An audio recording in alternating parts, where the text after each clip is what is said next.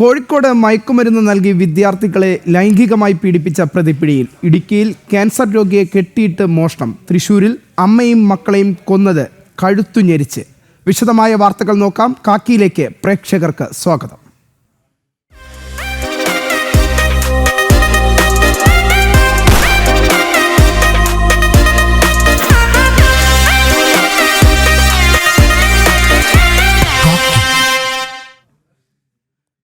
IB ഉദ്യോഗസ്ഥയുടെ മരണം നിർണായക തെളിവുകൾ പോലീസിന്. ആത്മഹത്യ ചെയ്ത യുവതിയുടെ ഫോണിന്റെ പാസ്വേഡ് പോലീസ് കണ്ടെത്തി. പ്രതി സുഗാന്താണ് പോലീസിന് പാസ്വേഡ് കൈമാറിയത്. ചോദ്യം ചെയ്യലിൽ പാസ്വേഡ് അറിയാമെന്ന് സുഗാന്ത് സമ്മതിക്കുകയായിരുന്നു. കേസിൽ പ്രധാന തെളിവുകൾ ഈ ഫോണിലുണ്ടെന്നാണ് പോലീസിന്റെയും നിഗമനം. IB ഉദ്യോഗസ്ഥയുടെ മരണത്തിൽ നിർണായക തെളിവുകളാണ് തെളിവെടുപ്പ് സമയത്ത് പോലീസിന് ലഭിച്ചത്. ആത്മഹത്യ ചെയ്ത യുവതിയുടെ ഫോണിന്റെ പാസ്വേഡ് പോലീസിന് ലഭിച്ചിട്ടുണ്ട്. തെളിവെടുപ്പ് സമയത്ത് സുഗാന്താണ് പോലീസിന് പാസ്വേഡ് കൈമാറിയത്.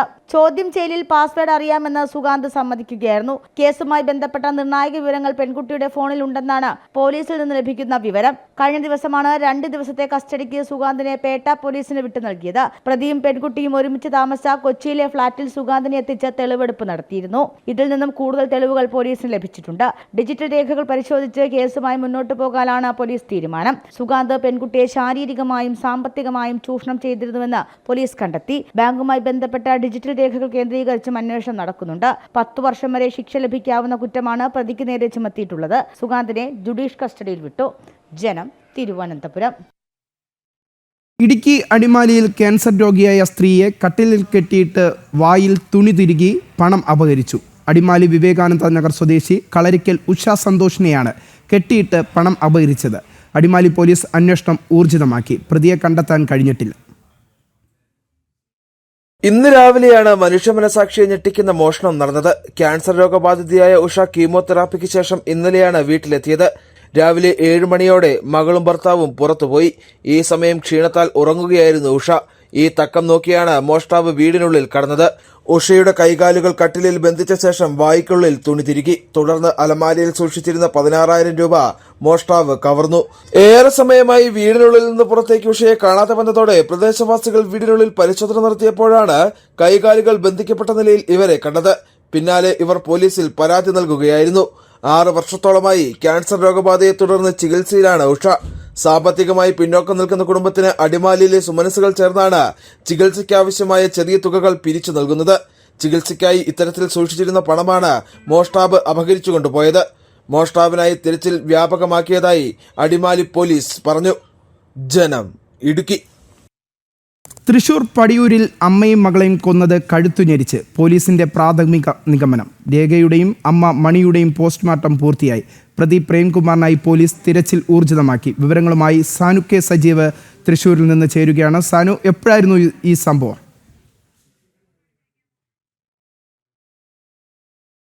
അമ്മയെയും മകളെയും തൃശൂരിൽ കഴുത്തുഞെരിച്ചു കൊന്നു. വിശദാംശങ്ങളുമായി സാനു കെ സജീവ് ചേരുകയാണ് തൃശ്ശൂരിൽ നിന്ന്. സാനു, എപ്പോഴായിരുന്നു ഈ സംഭവം നടന്നത്?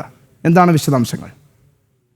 വിനീഷ്, കഴിഞ്ഞ ദിവസമാണ് കാറളം വെള്ളായണി സ്വദേശികളായ രേഖയുടെയും അതേപോലെ തന്നെ അമ്മ മണിയുടെയും കൊലപാതകം നടന്നിട്ടുള്ള വിവരം പുറത്തു വരുന്നത്. അതായത് വീടിനുള്ളിൽ നിന്നും ദുർഗന്ധം വമിച്ചതിനെ തുടർന്ന് സമീപവാസികൾ നടത്തിയ പരിശോധനയിൽ, അതായത് ഈ മണിയുടെ മറ്റൊരു മകളെ കൂടെ വിവരം അറിയിച്ച ശേഷം അയൽവാസികളുടെ നേതൃത്വത്തിൽ നടത്തിയ തെരച്ചിലിനൊടുവിലാണ് വീടിനുള്ളിൽ ഇരുവരുടെയും മൃതദേഹം കണ്ടെത്തുന്ന ഒരു സാഹചര്യം ഉണ്ടായത്. അതായത് മണിയുടെ മകളായിട്ടുള്ള രേഖയുടെ മൃതദേഹത്തിന് സമീപത്ത് നിന്ന് ചില ഫോട്ടോകളും അതുപോലെ തന്നെ ഒരു കുറിപ്പും കിട്ടിയിരുന്നു. ഈ കുറിപ്പിൽ എഴുതിയിരുന്നത് നിങ്ങളെ ഒന്നിച്ച് ജീവിക്കാൻ സമ്മതിക്കില്ല എന്ന് അടക്കമുള്ള കാര്യങ്ങൾ എഴുതിയ ഒരു കുറിപ്പടിയും അതേപോലെ തന്നെ ചില ഫോട്ടോകൾ, അതായത് മറ്റുള്ളവരുമായിട്ട് നിൽക്കുന്ന രേഖയുടെ മുൻ ഭർത്താവുമായിട്ട് നിൽക്കുന്ന ചിത്രവും അതേപോലെ തന്നെ മറ്റു സുഹൃത്തുക്കളുമായിട്ട് നിൽക്കുന്ന ഏതാനും ചിത്രങ്ങളും ഈ മൃതദേഹത്തിന് സമീപത്ത് നിന്ന് ലഭിച്ചിരുന്നു. അതേപോലെ തന്നെ രേഖയുടെ ഇപ്പോഴത്തെ ഭർത്താവ്, അതായത് 2ാമത്തെ ഭർത്താവായിട്ടുള്ള പ്രേംകുമാർ ഏതാനും ദിവസം മുമ്പ് ഈ വീട്ടിൽ വന്നിരുന്നു. അതേപോലെ തന്നെ ഈ പ്രേംകുമാറിനെതിരെ രേഖയുടെ കുടുംബം അതേപോലെ രേഖയുടെ അമ്മയും ഏതാനും ദിവസങ്ങൾക്ക് മുൻപ്, ആഴ്ചകൾക്ക് മുൻപ് ഇരിങ്ങാലക്കുട വനിതാ പോലീസ് സ്റ്റേഷനിൽ ഒരു പരാതി നൽകിയിരുന്നു. തുടർച്ചയായിട്ട് ഇവരുടെ വീട്ടിൽ വന്നതിന് ശേഷം ശല്യപ്പെടുത്തുന്നു, അല്ലെങ്കിൽ വീട്ടിൽ വന്ന് ഉപദ്രവിക്കുന്നു അടക്കമുള്ള കാര്യങ്ങൾ സൂചിപ്പിച്ചുകൊണ്ട് രേഖയുടെ കുടുംബം സാനു, നിലവിൽ ഇത് കുടുംബ പ്രശ്നമാണോ? ഈ കുടുംബ പ്രശ്നമാണോ ഇത്തരത്തിൽ വലിയൊരു കൊലപാതകത്തിലേക്ക് നയിച്ചിരിക്കുന്നത്? ഈ ഇരട്ട കൊലപാതകത്തിലേക്ക് നയിച്ചിരിക്കുന്നത് ഈ കുടുംബത്തിലുണ്ടായ പ്രശ്നങ്ങളാണ്. അതായത് രേഖയുടെ രണ്ടാമത്തെ ഭർത്താവാണ് പ്രേംകുമാർ. ഈ പ്രേംകുമാർ കഴിഞ്ഞ 5 മാസം മുൻപാണ് ജയിൽവാസത്തിന് ശേഷം പുറത്തേക്ക് വരുന്നത്. അതായത് പ്രേംകുമാറിന്റെ ആദ്യത്തെ ഭാര്യ, അതായത് എറണാകുളം സ്വദേശിയായിട്ടുള്ള ദിവ്യനെ കൊലപ്പെടുത്തിയ കേസിൽ ജയിൽവാസം അനുഭവിച്ച് പുറത്തു വന്നതിന് ശേഷമാണ് ഈ രേഖയുമായിട്ടുള്ള വിവാഹവും തുടർന്ന് ഇവർ ഒന്നിച്ച് ജീവിക്കുന്ന ഒരു സാഹചര്യമുണ്ട്. എന്തായാലും ഈ കൊലപാതകത്തിന് ശേഷം പ്രേംകുമാർ ട്രെയിനിൽ രക്ഷപ്പെട്ടതായി, അതായത് ഷൊർണൂർ റെയിൽവേ സ്റ്റേഷൻ വരെ എത്തിയിട്ടുള്ള CCTV ദൃശ്യങ്ങളടക്കം റൂറൽ പോലീസിൽ ലഭിച്ചിട്ടുണ്ട്. തുടർന്ന് ഇദ്ദേഹം കേരളം വിട്ടു പോയിരിക്കാം എന്നുള്ള ഒരു നിഗമനത്തിന്റെ അടിസ്ഥാനത്തിൽ പോലീസ് വ്യാപക തെരച്ചിലൊക്കെ നടത്തുകയാണ്. എന്തായാലും ഇദ്ദേഹത്തെ പിടികൂടാൻ അധികം വൈകാതെ സാനു, ഈ കൊലപാതകം നടന്ന് 24 മണിക്കൂർ പിന്നിടുകയാണ്. 24 മണിക്കൂർ പിന്നിട്ടിട്ട് പോലും പോലീസിന് പ്രതിയെ കണ്ടെത്താൻ സാധിച്ചിട്ടില്ല. ചില CCTV ദൃശ്യങ്ങളുടെ പിൻബലം മാത്രമാണ് പോലീസിന്റെ പക്കലുള്ളത്. പോലീസിന്റെ അന്വേഷണം ഊർജിതമല്ലാത്ത ഒരു സാഹചര്യത്തിലാണോ ഇപ്പോൾ കാര്യങ്ങൾ മുന്നോട്ട് പോകുന്നത്? ബിനീഷ്, എന്തായാലും കൊലപാതകം നടന്നു, അതായത് ഇവരുടെ മൃതദേഹം കിട്ടിയിട്ട് 24 മണിക്കൂറാണ് തികഞ്ഞിട്ടുള്ളത്. അതായത് അതിലും മുൻപെയാണ് കൊലപാതകം നടന്നിട്ടുള്ളത്. മൃതദേഹങ്ങൾ ജീർണിച്ച അവസ്ഥയിലാണ് പുറത്തെടുക്കുന്ന ഒരു സാഹചര്യമുണ്ട്. ഏതായാലും പോലീസ് ഇരുട്ടിൽ തപ്പുന്നു എന്ന് തന്നെ വേണം നമുക്ക് പറയാനായിട്ട്.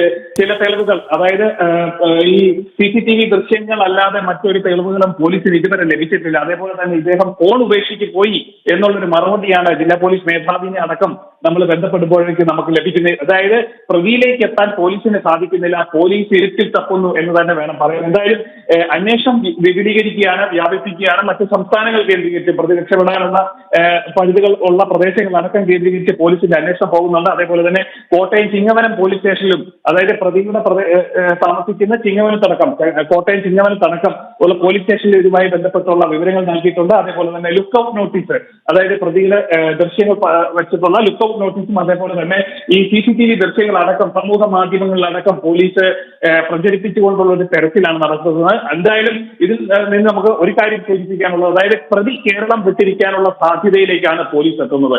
അതായത് ഈ കൊലപാതകം നടന്നിട്ട് ഇത്രയും ദിവസമായി ഇദ്ദേഹത്തിന് ഫോണിൽ ബന്ധപ്പെടാൻ സാധിക്കുന്നില്ല, അദ്ദേഹം നാട്ടിലും എത്തിയിട്ടില്ല. അതുകൊണ്ട് തന്നെ ഈ പ്രതിയുടെ പ്രേംകുമാറിന്റെ സുഹൃത്തുക്കളെ കേന്ദ്രീകരിച്ചും ഇദ്ദേഹം എത്തിപ്പെടാൻ സാധ്യതയുള്ള പ്രദേശങ്ങൾ കേന്ദ്രീകരിച്ചുമുള്ള ഒരു അന്വേഷണമാണ് പോലീസിന്റെ ഭാഗത്തു നിന്നും ഇപ്പോൾ നടന്നുകൊണ്ടിരിക്കുന്നത്. ബിനീഷ്, തൃശ്ശൂരിൽ അമ്മയും മകളെയും കഴുത്തു ഞെരിച്ച് കൊലപ്പെടുത്തി. ഇതുമായി ബന്ധപ്പെട്ടുള്ള വിശദാംശങ്ങളാണ് തൃശ്ശൂരിൽ നിന്ന് സാനു കെ സജീവ് നൽകിയത്. മറ്റു വാർത്തകളിലേക്ക്. 11 പേരുടെ മരണത്തിനിടയാക്കിയ ബംഗളൂരു അപകടത്തിൽ കർണാടക സർക്കാരിന് നോട്ടീസ് അയച്ച് ഹൈക്കോടതി. സംഭവത്തിൽ സ്വമേധയാൽ എടുത്ത കേസിലാണ് ഹൈക്കോടതിയുടെ നടപടി. അതേസമയം അപകടത്തിൽ മരിച്ചവരുടെ കുടുംബത്തിന് RCB 10 ലക്ഷം രൂപ വീതം ധനസഹായം നൽകും. അതേസമയം RCBക്കും കർണാടക ക്രിക്കറ്റ് അസോസിയേഷനുമെതിരെ പോലീസ് FIR ഇട്ട് കേസ് രജിസ്റ്റർ ചെയ്തു. ബംഗളൂരുവിൽ RCBയുടെ വിജയാഘോഷത്തിനിടെ ചിന്നസ്വാമി സ്റ്റേഡിയത്തിലുണ്ടായ അപകടത്തിന്മേൽ സ്വമേധയാ രജിസ്റ്റർ ചെയ്ത കേസിലാണ് കർണാടക ഹൈക്കോടതി സംസ്ഥാന സർക്കാരിന് നോട്ടീസ് നൽകിയത്. ഈ മാസം 10-നകം വിശദമായ റിപ്പോർട്ട് സമർപ്പിക്കാൻ കോടതി ആവശ്യപ്പെട്ടു. Acting chief justice V Kameshwara Rao അധ്യക്ഷനായ ബെഞ്ചാണ് കേസ് പരിഗണിച്ചത്. ക്രമീകരണങ്ങളിൽ ഗുരുതര വീഴ്ചയുണ്ടായെന്നാണ് കോടതിയുടെ പ്രാഥമിക നിഗമനം. സംഭവത്തിൽ RCB event manager Karnataka cricket അസോസിയേഷനുമെതിരെ പോലീസ് FIR രജിസ്റ്റർ ചെയ്തിട്ടുണ്ട്. അപകടത്തെക്കുറിച്ച് അന്വേഷിക്കാൻ മുഖ്യമന്ത്രി സിദ്ധരാമയ്യ നിയോഗിച്ച സമിതിയോട് 15 ദിവസത്തിനകം റിപ്പോർട്ട് നൽകാനാണ് നിർദ്ദേശം. RCBയുടെ വിജയാഘോഷവുമായി ബന്ധപ്പെട്ട ക്രമീകരണങ്ങളിൽ സർക്കാരിന്റെ ഭാഗത്തുനിന്ന് ഗുരുതര വീഴ്ചയുണ്ടായെന്നാണ് വിമർശനം. അതേസമയം അപകടത്തിൽ മരിച്ചവരുടെ കുടുംബത്തിന് 10 ലക്ഷം രൂപ വീതം സഹായം നൽകുമെന്ന് റോയൽ ചലഞ്ചേഴ്സ് ബംഗളൂരു അറിയിച്ചു. സംസ്ഥാന സർക്കാരും ധനസഹായം പ്രഖ്യാപിച്ചിട്ടുണ്ട്. 40,000 ആളുകൾക്ക് മാത്രം സൗകര്യമുള്ള ചിന്നസ്വാമി സ്റ്റേഡിയത്തിൽ 2 ലക്ഷത്തോളം ആളുകൾ എത്തിയതാണ് അപകടത്തിന് വഴിവെച്ചത്. 11 പേർ മരിക്കുകയും 50-ലധികം പേർക്ക് പരിക്കേൽക്കുകയും ചെയ്തിട്ടുണ്ട്. ജനം, ഡൽഹി. പഹൽഗാം ഭീകരാക്രമണത്തിന്റെ പശ്ചാത്തലത്തിൽ ഇസ്ലാമിക ഭീകരവാദത്തെ എതിർത്തതിന് അറസ്റ്റിലായ യൂട്യൂബർ ശർമിഷ്ഠ പാനിലേക്ക് ഇടക്കാല ജാമ്യം. കൊൽക്കത്ത ഹൈക്കോടതിയാണ് ഉപാധികളോടെ ജാമ്യം നൽകിയത്. ശർമിഷ്ഠയെ മോചിപ്പിക്കണമെന്നാവശ്യപ്പെട്ട് പ്രതിഷേധം ശക്തമായിരുന്നു. ഇസ്ലാമിക ഭീകരവാദത്തെ വിമർശിച്ചുകൊണ്ട് വീഡിയോ ചെയ്തതിന് അറസ്റ്റിലായ നിയമവിദ്യാർത്ഥിയും യൂട്യൂബറുമായ ശർമിഷ്ഠ പനോലിക്ക് കൊൽക്കത്ത ഹൈക്കോടതി ഇടക്കാല ജാമ്യം നൽകി. ഉപാധികളോടെയാണ് ജാമ്യം. അന്വേഷണത്തോട് സഹകരിക്കണമെന്നും രാജ്യം വിട്ടുപോകരുതെന്നും കോടതി വ്യക്തമാക്കി. ശർമിഷ്ഠയ്ക്ക് ഉചിതമായ സുരക്ഷ നൽകണമെന്നും കോടതി നിർദ്ദേശിച്ചു. ഭീകരവാദിയെപ്പോലെയാണ് ശർമ്മിഷ്ഠയെ ബംഗാൾ പോലീസ് കൈകാര്യം ചെയ്യുന്നതെന്ന് ശർമ്മിഷ്ഠയുടെ അഭിഭാഷകൻ കോടതിയെ അറിയിച്ചിരുന്നു. ഓപ്പറേഷൻ സിന്ദൂറിനെ കുറിച്ച് ബോളിവുഡ് താരങ്ങൾ നിശബ്ദത പാലിക്കുകയാണെന്നും സ്വർഗത്തിൽ കാത്തിരിക്കുന്നവർക്ക് വേണ്ടി അക്രമം നടത്തുന്നവരാണ് ഇസ്ലാമിക ഭീകരർ തുടങ്ങിയ പ്രതികരണങ്ങളാണ് ശർമ്മിഷ്ഠ വീഡിയോയിൽ നടത്തിയത്. വിവാദമായതോടെ വീഡിയോ പിൻവലിച്ചെങ്കിലും കേസ് രജിസ്റ്റർ ചെയ്ത ബംഗാൾ പോലീസ് ഹരിയാനയിൽ ഗുരുഗ്രാമിലെത്തിയാണ് ശർമ്മിഷ്ഠയെ അറസ്റ്റ് ചെയ്തത്. ശർമ്മിഷ്ഠ ഇസ്ലാമിനെ അപകീർത്തിപ്പെടുത്തിയെന്നും മതവികാരം വ്രണപ്പെടുത്തിയെന്നും ബംഗാൾ പോലീസ് എഫ്ഐആറിൽ രേഖപ്പെടുത്തിയിട്ടുണ്ട്. ബംഗാൾ പോലീസിന്റെ നടപടിക്കെതിരെ പ്രതിഷേധം ശക്തമായിരുന്നു. ശർമ്മിഷ്ഠയെ മോചിപ്പിക്കണമെന്നും ഇസ്ലാമിക ഭീകരവാദം എതിർക്കപ്പെടേണ്ടതാണെന്നും കങ്കണ റണൌത്ത് MP ഉൾപ്പെടെയുള്ളവർ പ്രതികരിച്ചിരുന്നു. ജനം, ഡൽഹി. ഏലത്തൂർ ട്രെയിൻ ആക്രമണ കേസിലെ പ്രതി ഷാരൂഖ് സൈഫി മതഭീകരവാദിയെന്ന് NIA. കാഫിറുകളെ കൊന്നൊടുക്കുകയായിരുന്നു ലക്ഷ്യം. രക്തരൂഷിത ജിഹാദിന് ഷാരൂഖ് ശ്രമിച്ചെന്നും NIA കോടതിയിൽ. തീവ്ര ഇസ്ലാം മതപ്രചാരകരെ ഷാരൂഖ് സൈഫി പിന്തുടർന്നു. ഷാരൂഖിന്റെ ജാമ്യാപേക്ഷയെ എതിർത്ത് കോടതിയിൽ നൽകിയ റിപ്പോർട്ടിലാണ് നിർണായക വിവരങ്ങൾ. ജാമ്യാപേക്ഷ കൊച്ചി NIA കോടതി തള്ളി. തീവ്ര മതചിന്താധികാരനായിരുന്ന ഷാരൂഖ് സൈഫി അവിശ്വാസികളെ കൊന്നത് പാപമോചനത്തിനായാണ്. മതവിദ്വേഷ പ്രസംഗകൻ സാക്കിർ നായിക്കിന്റെ പ്രസംഗങ്ങൾ ഷാരൂഖ് നിരന്തരം പിന്തുടർന്നിരുന്നു. പ്രതിയിൽ നിന്ന് പിടിച്ചെടുത്ത ഡീറ്റെയിൽ തെളിവുകളുടെ സൈബർ ഫോറൻസിക് പരിശോധനാ ഫലത്തിലായിരുന്നു ഭീകരാശയങ്ങളിൽ ആകൃഷ്ടനായിരുന്നു എന്ന് വ്യക്തമായിരുന്നത്. കടുത്ത മതഭീകരവാദിയായ ഷാരൂഖ് തന്റെ വിശ്വാസങ്ങൾ പിന്തുടരാത്തവരെയെല്ലാം കാഫിറുകളായാണ് കണ്ടത്. കാഫിറുകളെ കൊന്നൊടുക്കുകയും രക്തരൂക്ഷിത ജിഹാദുമാണ് ഷാരൂഖ് സൈഫി പദ്ധതിയിട്ടത്. കാഫിറുകളുടെ ഉന്മൂലനവും രക്തരൂക്ഷിത കലാപവും എല്ലാം ആലോചിച്ചിരുന്ന പ്രതി സത്യവിശ്വാസിയായാണ് സ്വയം കരുതിയത്. ഡൽഹി ഷഹീൻബാഗ് സ്വദേശി ഷാരൂഖ് സൈഫി മാത്രമാണ് കേസിലെ പ്രതി. NIA കുറ്റപത്രം സമർപ്പിച്ച കേസിൽ വിചാരണ നടപടികൾ നീളുകയാണെന്നും ജാമ്യം നൽകണമെന്നും ആവശ്യപ്പെട്ടുള്ള പ്രതിയുടെ ഹർജിയെ എതിർത്ത് കലൂർ NIA കോടതിയിൽ നൽകിയ റിപ്പോർട്ടിലാണ് നിർണായക വിവരങ്ങളുള്ളത്. 2023 സെപ്റ്റംബറിലായിരുന്നു NIA കുറ്റപത്രം സമർപ്പിച്ചത്. 2023 ഏപ്രിൽ 2-നാണ് ആലപ്പുഴ കണ്ണൂർ എക്സ്പ്രസ് കമ്പാർട്ട്മെന്റിൽ കടന്നുകയറി ഷാരൂഖ് സൈഫി യാത്രക്കാരുടെ ദേഹത്ത് പെട്രോൾ ഒഴിച്ച് തീവച്ചത്. ട്രെയിനിൽ നിന്ന് ചാടി രക്ഷപ്പെടാൻ ശ്രമിച്ച 3 പേരെ ട്രാക്കിൽ മരിച്ച നിലയിൽ കണ്ടെത്തിയിരുന്നു. ഷാരൂഖ് സൈഫിയെ പോലുള്ള ഭീകരവാദികൾ കേരളത്തെ കൃത്യമായി ലക്ഷ്യം വെക്കുമ്പോൾ ഇവർക്ക് പിന്നിലുള്ള കേന്ദ്രങ്ങളിലേക്ക് കൂടി അന്വേഷണം എത്തേണ്ടതുണ്ട്. ജിജീഷ് കരുണാകരൻ, ജനം, കൊച്ചി. കാക്കനാട് ജില്ലാ ജയിലിലെ റീൽസ് ചിത്രീകരണത്തിൽ ജയിൽ സൂപ്രണ്ട് പോലീസിന് പരാതി നൽകി. അനുമതിയില്ലാതെയാണ് റീൽസ് ചിത്രീകരണമെന്നും കുറ്റക്കാർക്കെതിരെ നടപടി വേണമെന്നും ആവശ്യപ്പെട്ടാണ് പരാതി. അതേസമയം സംഭവത്തിൽ ജയിൽ അധികൃതർക്ക് വീഴ്ച പറ്റിയെന്ന് സ്പെഷ്യൽ ബ്രാഞ്ച് റിപ്പോർട്ട്. കാക്കനാട് ജില്ലാ ജയിലിൽ റീൽസ് ചിത്രീകരിച്ച് സമൂഹ മാധ്യമങ്ങളിൽ പങ്കുവച്ചവർക്കെതിരെ നടപടി ആവശ്യപ്പെട്ടാണ് പരാതി. ജയിലിലെത്തിയവർ അനുമതിയില്ലാതെയാണ് റീൽസ് ചിത്രീകരിച്ചതെന്നും പരാതിയിൽ പറയുന്നു. Jail superintendent Kakkanad info park പോലീസിനാണ് പരാതി നൽകിയത്.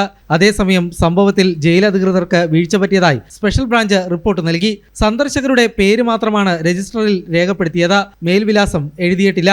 ജയിലിനകത്ത് ദൃശ്യങ്ങൾ ചിത്രീകരിച്ചതിലും വീഴ്ച പറ്റിയെന്നും റിപ്പോർട്ടിൽ വ്യക്തമാക്കുന്നു. റീൽസ് ചിത്രീകരിച്ച സംഭവത്തിൽ ജയിൽ DGP ജയിൽ സൂപ്രണ്ടിനോട് റിപ്പോർട്ട് തേടിയിരുന്നു. ജയിലിലെത്തിയത് ക്രിമിനൽ പശ്ചാത്തലമുള്ളവരാണെന്ന് അറിയില്ലെന്നായിരുന്നു സൂപ്രണ്ടിന്റെ വിശദീകരണം. വിരമിച്ച ഉദ്യോഗസ്ഥന്റെ ക്ഷണപ്രകാരമാണ് ഇവർ എത്തിയത്. ഇക്കാര്യത്തിൽ വിരമിച്ച ഉദ്യോഗസ്ഥൻ തങ്ങളെ തെറ്റിദ്ധരിപ്പിച്ചുവെന്നും സൂപ്രണ്ട് മറുപടി നൽകി.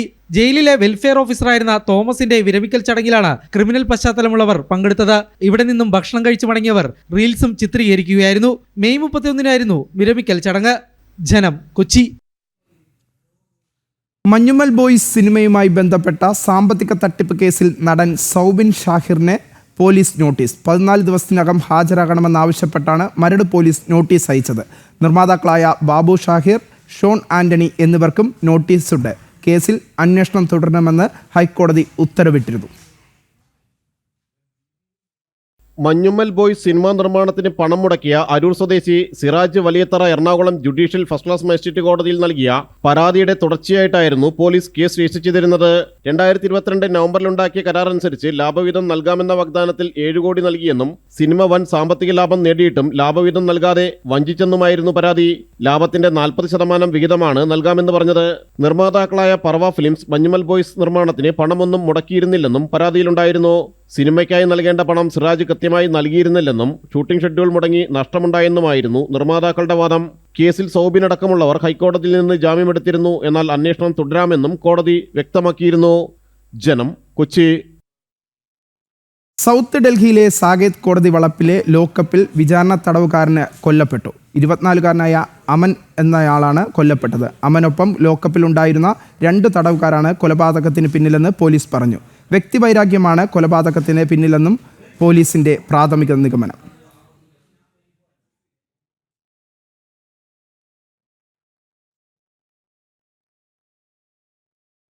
ജല അതോറിറ്റിയുടെ കൈവശമുള്ള എറണാകുളം ആലുവ പൈപ്പ് ലൈൻ റോഡിൽ വ്യാപക കയ്യേറ്റമെന്ന് വിവരാവകാശ രേഖ.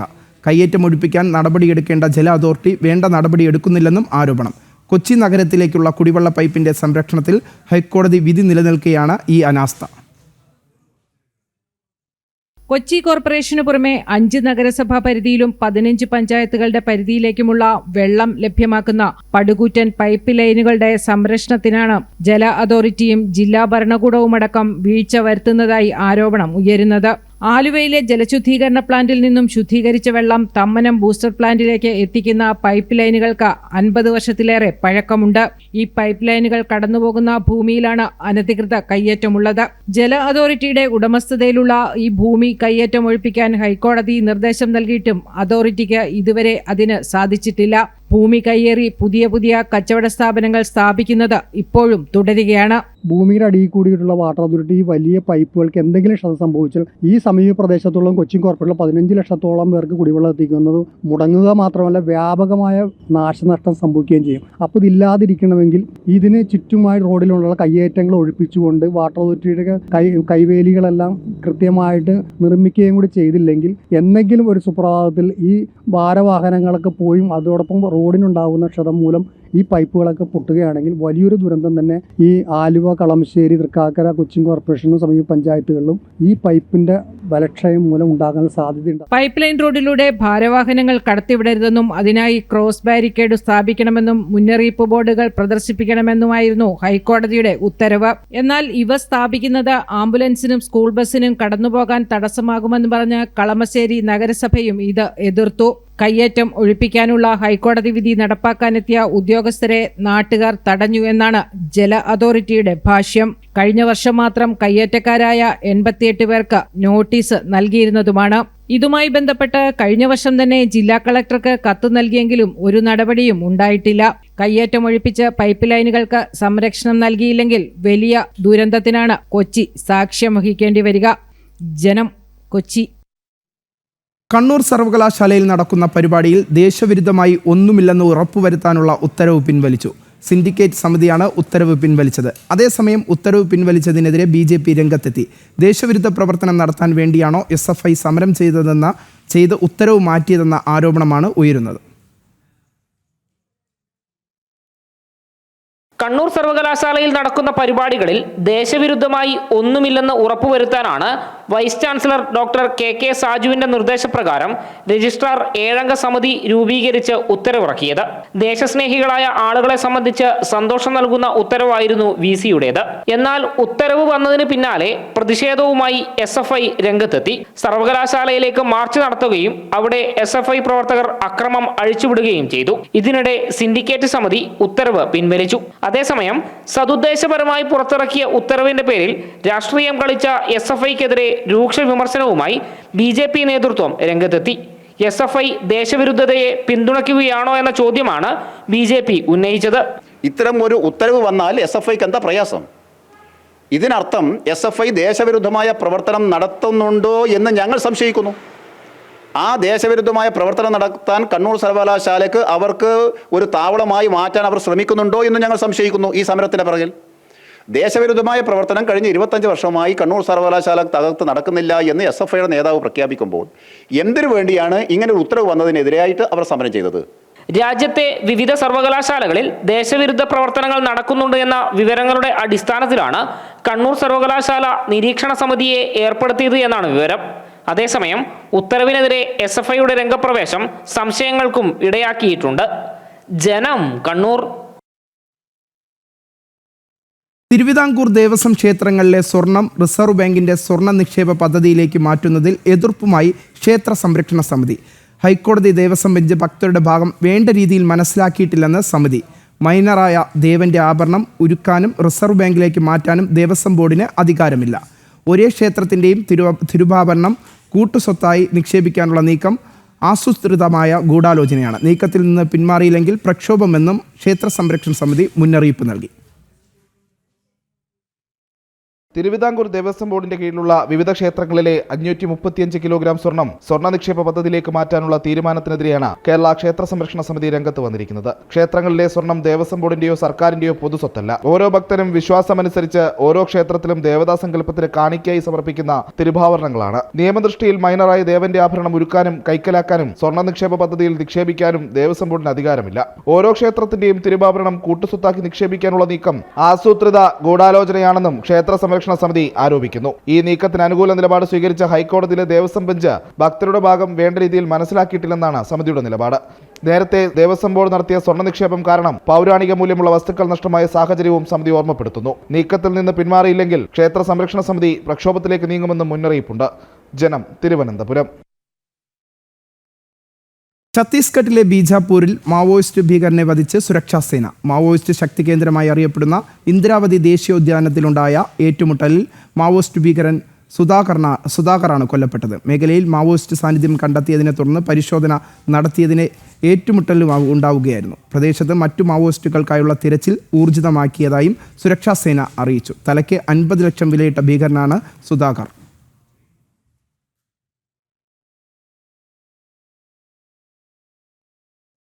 ഇടുക്കി അടിമാലിയിലെ ക്യാൻസർ രോഗബാധിതയായ കെട്ടിയിട്ട് കവർച്ച. അടിമാലി വിവേകാനന്ദ നഗറിലാണ് സംഭവം. ഉഷ സന്തോഷ് എന്ന സ്ത്രീയാണ് പരാതിക്കാരി. ഇവരെ കട്ടിലിൽ കെട്ടിയിട്ട് വായിൽ തുണി തിരുകി 16,000 രൂപ കവർന്നതായാണ് പരാതി.